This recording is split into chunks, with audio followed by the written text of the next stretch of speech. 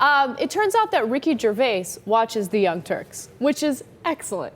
Well, are you kidding me? I'm ecstatic about that. So we did a video on Pat Robertson last week. You know, Pat Robertson is crazy. He thinks that we should unacquire our homosexuality if we're gay. And we also did another funny report. What was the report that we did on him last week? It just slipped my mind. On Pat Robertson? Yeah. Oh, he knew who the president's going to be. That's right. He had a conversation with God, and God told him who the president would be. Anyway, Ricky Gervais loved that story, and he actually tweeted it out. In fact, we have evidence. Let's look. Evidence. Evidence. There's a tweet. You know, it's incredible because, you know, obviously I started working here back in 2007 when the show was watched by like 5 people. So I would beg to differ, okay? We were always gigantic. Always. So when Ricky Gervais tweets it out about the Young Turks, it's, you know, it's fascinating and it makes me feel a little good.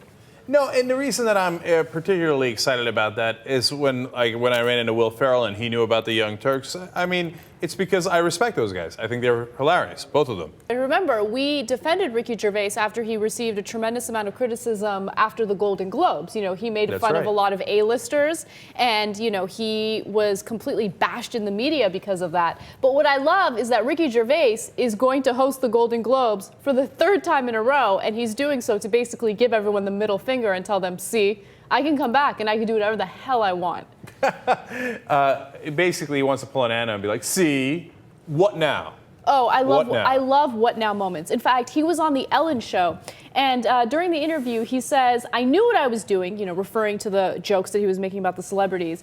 It was stand-up. I know where the gasps were coming from. I know when the laughs are going to come. I know all that, but I didn't think the press would rip me for it. I mean, you usually have to kill someone to get that many column inches. They were still talking about it, so I was shocked at the reaction.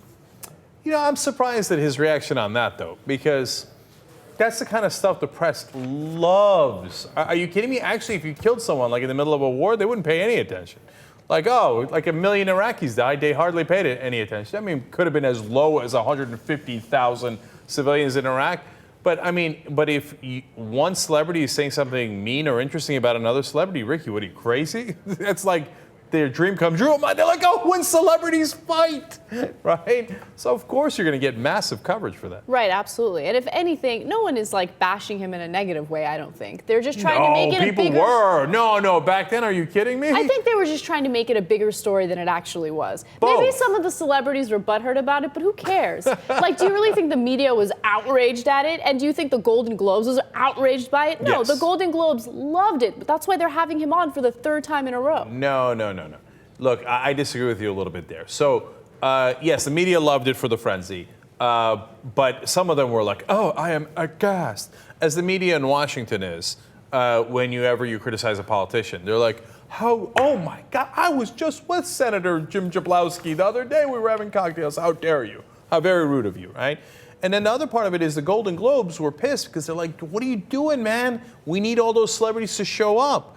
Because the whole issue is about access, whether it's politics or entertainment. We've been over this 1 million times. So like, oh my God, you're going to blow our access. What if J-Lo doesn't come next time? I don't even know if she goes to these awards. But right. So they were scared to death about that. But then they were like, ooh, the ratings were really good. We're like, we could use those kind of ratings again. And if you have ratings that good, then everybody shows up.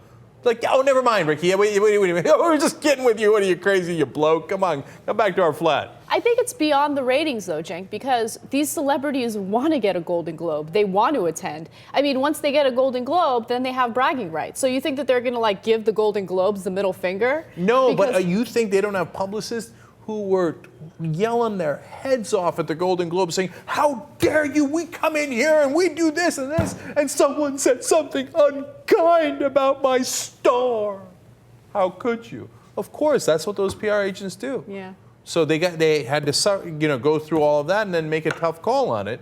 Of course, I'm glad they went with someone who actually is funny, and I love that he calls them out on it. I mean, that's why we supported him in the first place.